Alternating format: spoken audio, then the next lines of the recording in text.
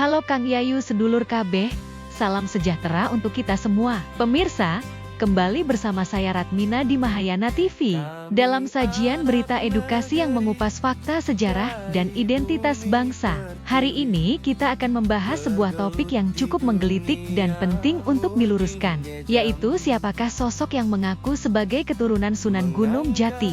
Namun ternyata memiliki garis keturunan langsung dari tokoh kontroversial Belanda, Snok Hurgronje. Simak terus liputan ini untuk mengetahui kebenaran sejarah yang seringkali tersembunyi di balik klaim dan narasi yang menyesatkan. Ada hati yang menyala. Klaim keturunan Sunan Gunung Jati oleh keluarga Snok Hurgronje tuai kontroversi. Cirebon, masyarakat adat dan pegiat sejarah Nusantara dikejutkan dengan klaim sepihak dari pihak yang mengaku sebagai keturunan Sunan Gunung Jati, yang ternyata berasal dari keluarga Snok Hurgronje, seorang orientalis Belanda yang dikenal sebagai peneliti Islam dan penasihat kolonial Hindia Belanda. Klaim tersebut dianggap tidak berdasar dan bertentangan dengan fakta sejarah, serta silsilah resmi Kesultanan Cirebon. Sejumlah tokoh adat menilai bahwa manuver ini berpotensi menjadi bentuk penyesatan sejarah dan pencemaran warisan leluhur Nusantara. Jangan jadikan sejarah sebagai alat kekuasaan atau legitimasi pribadi, ujar salah satu juru bicara keluarga Zuriyah Sunan Gunung Jati. Masyarakat diimbau untuk kritis, tidak mudah percaya pada narasi tanpa dasar, dan merujuk pada sumber sejarah yang sahih. Pemerhati budaya berharap agar pemerintah dan lembaga adat segera menindaklanjuti persoalan ini demi menjaga marwah sejarah Nusantara.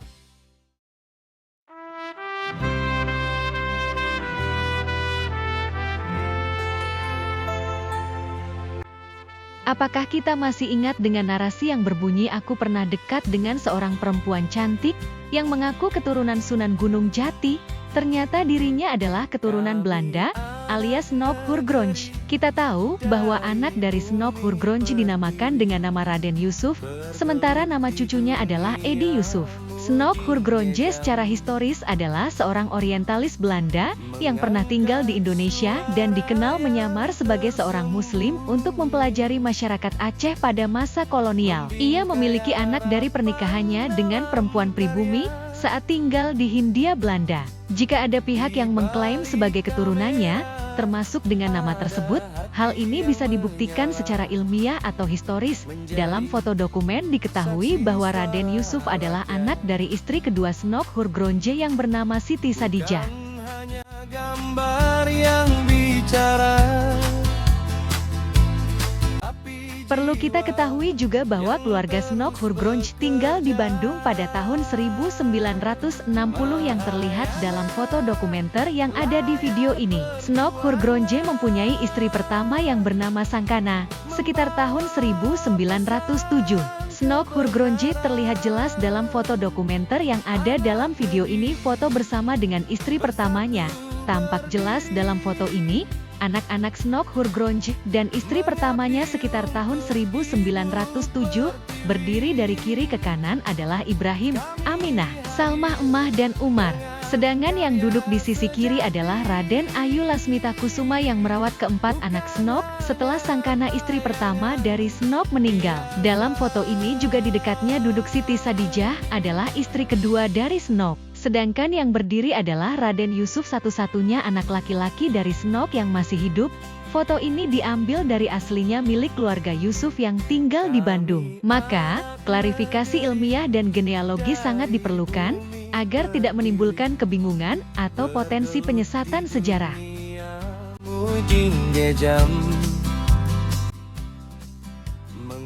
Menelusuri silsilah asli Kesultanan Cirebon, fakta sejarah, bukan klaim sepihak apa yang terpampang di dalam foto video ini, jelas sekali. Dalam rangka meluruskan sejarah Kesultanan Cirebon yang kerap kali disalahartikan, penting untuk mengungkap kembali silsilah berdasarkan sumber dan fakta yang bisa dipertanggungjawabkan. Snok Hurgronje, seorang orientalis Belanda, diketahui menikah dengan perempuan pribumi bernama Ibu Sangkana. Pengangkatan Ki Muda, Hasanuddin, menjadi Sultan Sepuh 6 Keraton Kasepuhan Cirebon menjadi awal polemik Keraton Kasepuhan Cirebon.